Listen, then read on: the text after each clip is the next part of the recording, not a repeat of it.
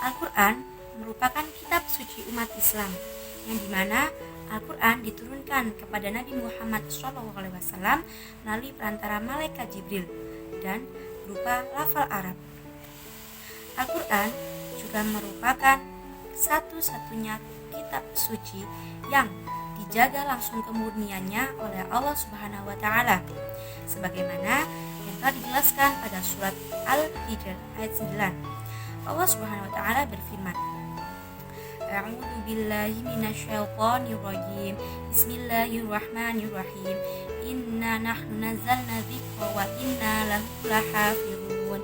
Yang memiliki arti sesungguhnya kamilah yang menurunkan Al-Quran dan kami pula yang menjaganya dan memeliharanya. Al-Quran juga merupakan kalamullah sehingga tidak akan ada atau tidak akan mungkin dipalsukan oleh makhluknya.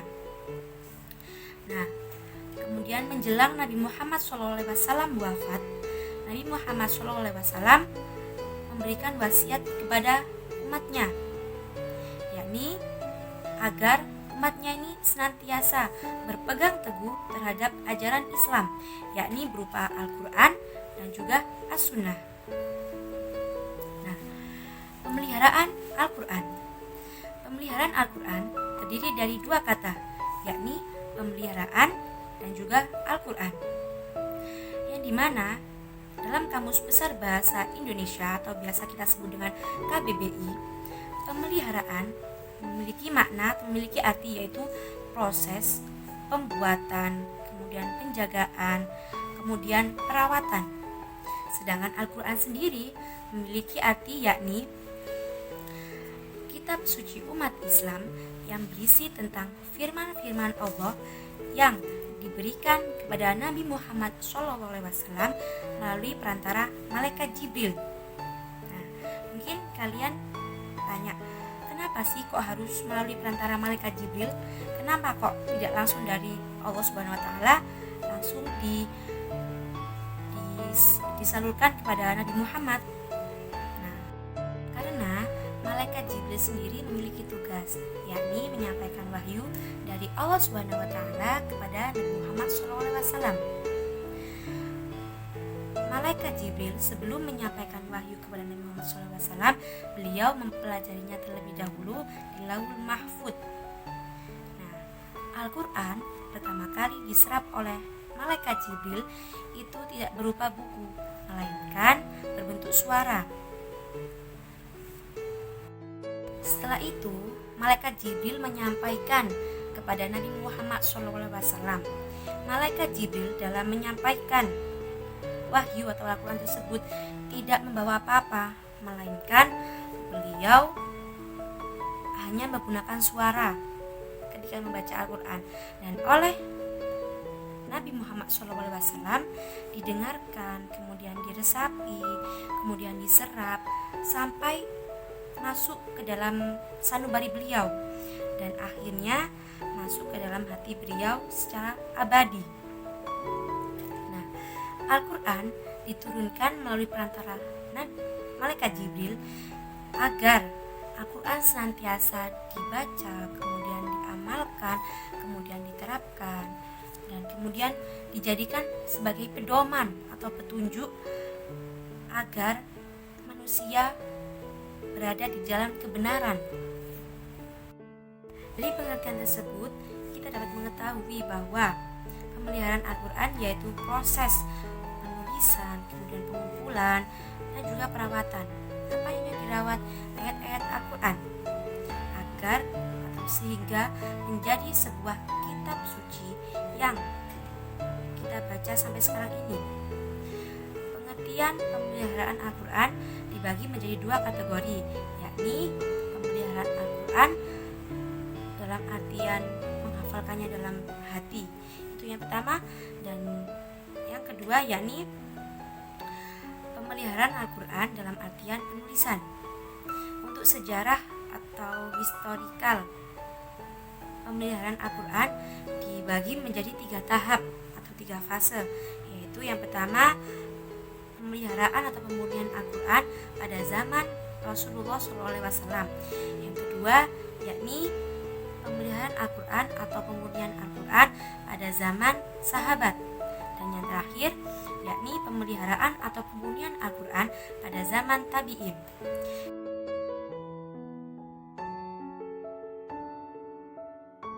Pemeliharaan Al-Quran pada masa Nabi Muhammad SAW dikelompokkan menjadi dua kategori. Yang pertama, pemeliharaan Al-Quran dalam dada, dan yang kedua, pemeliharaan Al-Quran dalam tulisan. Yang pertama, pemeliharaan Al-Quran dalam dada sering juga disebut dengan pengumpulan Al-Quran dalam arti hifzuhu atau menghafal dalam hati. Kondisi masyarakat Arab yang hidup pada masa turunnya Al-Quran adalah masyarakat yang tidak mengenal akan baca dan tulis, sehingga mereka mengandalkan hafalan. Mereka juga dikenal sebagai masyarakat yang sederhana dan bersahaja, sehingga kesederhanaan mereka memiliki waktu luang untuk menghafal Al-Quran dan menambah ketajaman pemikiran mereka. Masyarakat Arab waktu itu sangat gandrung lagi membanggakan kesusastraan. Mereka membuat ratusan ribu syair kemudian dihafalnya dan mereka bahkan melakukan perlombaan dalam bidang ini dalam waktu tertentu. Akan tetapi ketika Al-Quran datang dengan langgam bahasa yang memukau, pemberitaan gaib yang terbukti, isyarat ilmiah yang mantap, serta keseimbangan bahasa yang jelas mampu mengalahkan syair-syairnya, sehingga mereka mengalihkan perhatian dari syair kepada kitab yang mulia ini dengan sepenuh hati dan menghafal ayat-ayat dan surat-surat Al-Quran. Kemudian secara perlahan-lahan mereka meninggalkan syair-syair karena telah menemukan cahaya kehidupan dalam Al-Quran. Al-Quran diturunkan kepada Nabi yang ummi, maka otomatis untuk memelihara apa yang diturunkan kepadanya haruslah dihafal. Usaha keras Nabi Muhammad SAW dalam menghafal Al-Quran terbukti. Setiap malam beliau membaca Al-Quran dalam sholat sebagai ibadah. Walaupun Nabi Muhammad dan para sahabat menghafal ayat-ayat Al-Quran secara keseluruhan, namun guna menjamin terpeliharanya wahyu ilahi, mereka tidak hanya mengandalkan hafalan, namun juga dengan tulisan. Sejarah menginformasikan bahwa setiap ada ayat Al-Quran turun, Nabi Muhammad memanggil para sahabat yang pandai menulis. Rasulullah mengangkat beberapa penulis wahyu seperti Ali, Muawiyah, Ubay bin Ka'ab, Zaid bin Sabit. Ayat-ayat Al-Quran mereka tulis dalam pelepah kurma, batu, kulit-kulit, dan tulang-tulang binatang. Sebagian sahabat ada juga yang menuliskan ayat-ayat tersebut secara pribadi. Namun karena keterbatasan alat tulis dan kemampuan, tidak banyak yang melakukannya. Dari beberapa pernyataan tersebut, maka jelaslah bahwa sejak zaman Nabi Muhammad SAW terjadi pengumpulan Al-Quran dengan dua cara, yaitu yang pertama menghafalkannya dalam hati, dan sebagaimana sekarang, tetapi cukup menjadi bukti bahwa sudah ada penulisan Al-Quran pada zaman Nabi. Pemeliharaan Al-Quran di masa Nabi ini dinamakan pembukuan yang pertama. Sekian dari saya. Wassalamualaikum warahmatullahi wabarakatuh. Abu Bakar menjabat menggantikan Rasulullah SAW. Dia menghadapi beberapa peristiwa yang cukup besar, salah satunya peperangan Yamamah yang terjadi pada tahun 12 Hijriah, yang melibatkan banyak sekali penghafal Al-Quran yang gugur di medan tersebut. Umar pun mengumpulkan agar Al-Quran dimusafkan, agar Al-Quran tidak punah. Tetapi Abu Bakar menolak hal tersebut dikarenakan Rasulullah tidak pernah melakukan hal tersebut. Umar pun terus membujuk Abu Bakar. Dengan izin Allah, Abu Bakar pun menyetujui usulan dari Umar. Abu Bakar pun menunjuk Zaid bin Thabit untuk memushafkan Al-Quran. Dengan demikian, Al-Quran seluruhnya telah ditulis oleh Zaid bin Thabit dalam lembar-lembar yang diikat dengan benar, tersusun dengan ayat-ayat sebagaimana yang ditetapkan oleh Rasulullah. Mushaf ini tetap di Abu Bakar sampai beliau wafat, kemudian dipindahkan ke rumah Umar bin Khattab dan tetap di sana selama pemerintahannya. Selanjutnya, pemeliharaan Al-Quran pada zaman Umar bin Khattab. Setelah Khalifah Abu Bakar wafat, maka digantikan oleh Umar bin Khattab. Setelah Umar menjadi khalifah, mushaf tersebut berpindah tangan ke Umar bin Khattab. Pada zaman Khalifah, Umar ini tidak membicarakan Al-Quran, melainkan lebih memfokuskan pada pengembangan ajaran Islam dan wilayah kekuasaan Islam, serta mengedepankan ajaran Islam.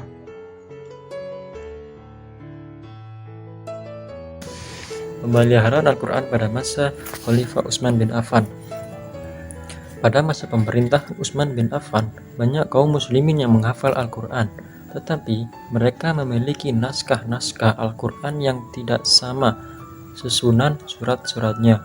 Karena asal mulanya perbedaan tersebut adalah karena Rasulullah SAW memberikan kelonggaran kepada kabilah-kabilah Arab yang berada pada masanya untuk membaca dan menghafal Al-Quran menurut dialog mereka masing-masing.